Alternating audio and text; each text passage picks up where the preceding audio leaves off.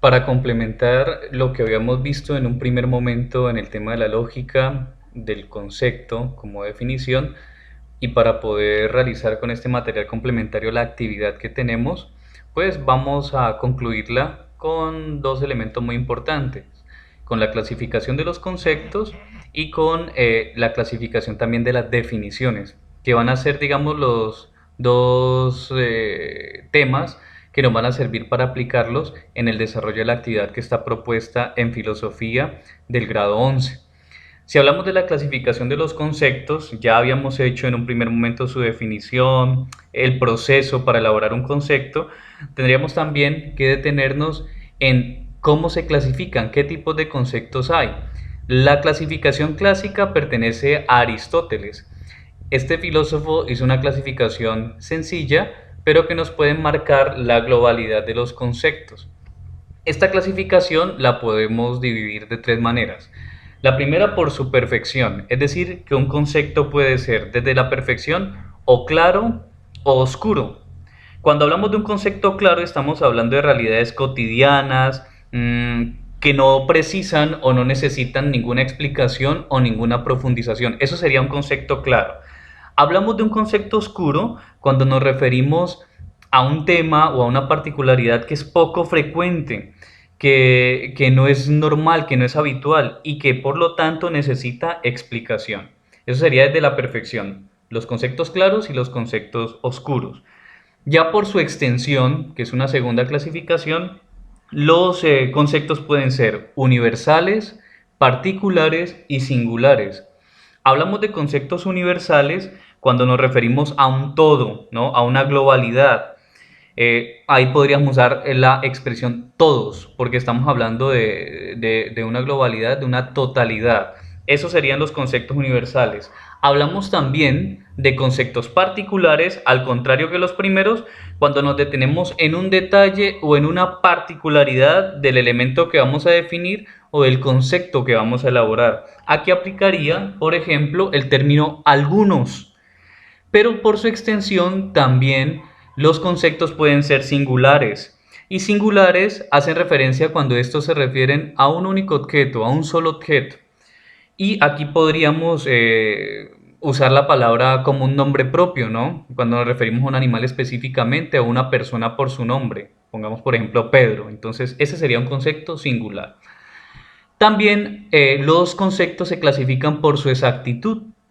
Y por su exactitud tenemos conceptos unívocos, análogos y equívocos.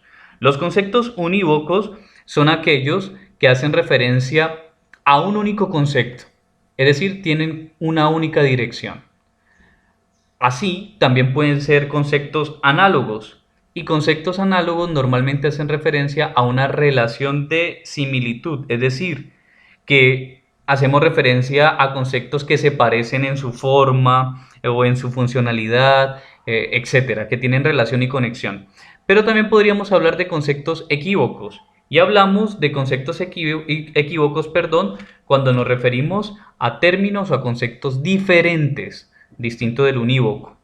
Bien, entonces, sencillamente esta es la clasificación clásica que nos presenta Aristóteles y que nos sirve como fundamento para tratar estos elementos básicos de la clasificación del concepto dentro de la lógica.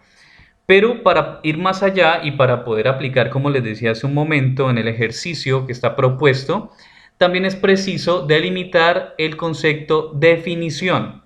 La definición es otro de los elementos propios de la lógica y a qué hace referencia. Primero, tiene una estrecha conexión con el concepto, pero cuando hablamos de definir ya estamos hablando de algo más preciso y más concreto.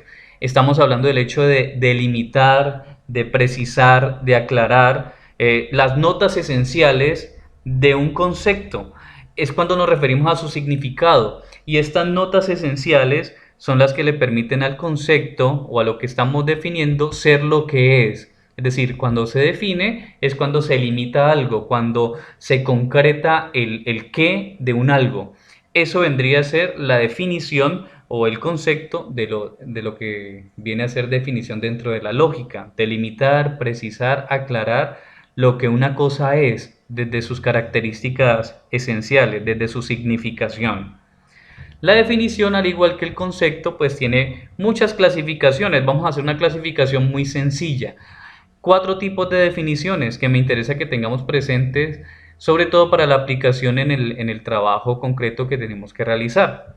La primera definición la vamos a llamar definición esencial. Cuando hablamos de definición esencial, hacemos referencia a el hecho de delimitar lo más importante, la naturaleza o la esencia de lo que estamos conceptualizando o definiendo. Hacemos referencia a lo más importante, a lo esencial. La definición también puede ser accidental y recordemos esa distinción que hacemos entre sustancia y accidente en la lógica. Sustancia es aquello que es por sí mismo, que no necesita de nada más para ser, y el accidente es una característica de la sustancia que depende de otras realidades para poder ser. Entonces, si hablamos de una definición accidental, estamos hablando de aquellas definiciones que se detienen en las características particulares del objeto que estamos definiendo, en los detalles. No es una definición que se refiere a la naturaleza o a la esencia de la cosa que estamos definiendo, sino a sus características o a sus categorías secundarias, digámoslo de esa manera. La definición también puede ser teleológica. La palabra teleológico hace referencia a finalidad. Entonces, al hablar de una definición de este tipo, estamos hablando cuando definimos el propósito, el fin del concepto que estamos definiendo, del objeto que estamos definiendo. Lo definimos a partir de su propósito, de su finalidad. Eso vendría a ser una definición teleológica. Pero la definición también puede ser causal y se llama causal porque hace referencia directamente al origen de lo definido. Ese objeto o eso que estamos definiendo se define desde su origen o desde la causa del concepto. Estos dos elementos muy sencillos, la clasificación de los conceptos y la clasificación de las definiciones, son útiles para nosotros, sobre todo en el ejercicio del pensamiento lógico y también en la aplicación concreta de ese ejercicio que está en las tareas propuesto para desarrollar. Les pido entonces que anexen estos detalles que hemos visto hoy en sus apuntes y que además de eso, de llevar al día y en orden sus apuntes, pues les sirvan esto que hemos tratado hoy para aplicarlo en la actividad que se encuentra propuesta en las tareas. Espero vernos y escucharnos en una próxima ocasión y en el próximo tema continuaremos profundizando en el tema de la lógica en otro elemento importante que es el juicio. Eso lo veremos en una próxima ocasión y encontraremos también su aplicación. Espero quede entendido, si no, pues le solucionaré las dudas a través de los medios que hemos propuesto.